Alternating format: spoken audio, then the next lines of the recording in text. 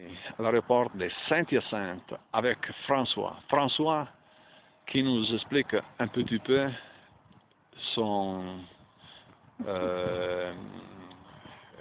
il nous dit quelque chose de la température. Si on regarde vers le sud, là on est dirigé vers le sud, le ciel est clair.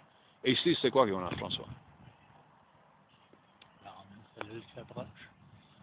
Alors, ici... C'est formé on a un bon bout de temps, puis on peut voir là, sur l'horizon la parcelle qui est orangée et qui tombe abruptement d'un côté, puis on va voir sur le côté nord, on voit qu'il tombe abrupt comme ça, donc on peut tout de suite voir que l'étendue de la précipitation est assez large.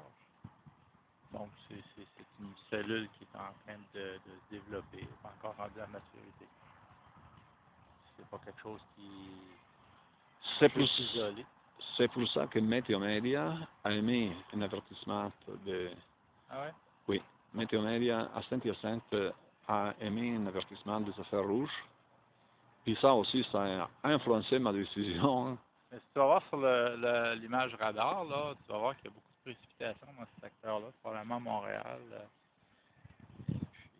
Oui, j'ai consulté aussi le radar de McGill. Bon. Effectivement, il y a des précipitations qui ont une direction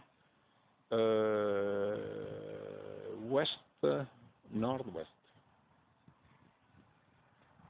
Alors, ce genre de truc-là, là, on peut facilement le retrouver là, jusqu'à 200 000 nautiques avant le front. OK. OK? Donc, c'est pas nécessairement associé à un front, mais ça l'est indirectement.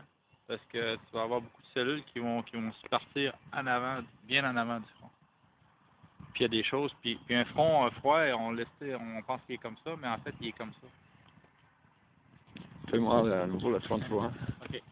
Dans les livres, là, on montre un front OK. froid comme ça. Oui, là, oui. En réalité, un front froid, c'est comme ça.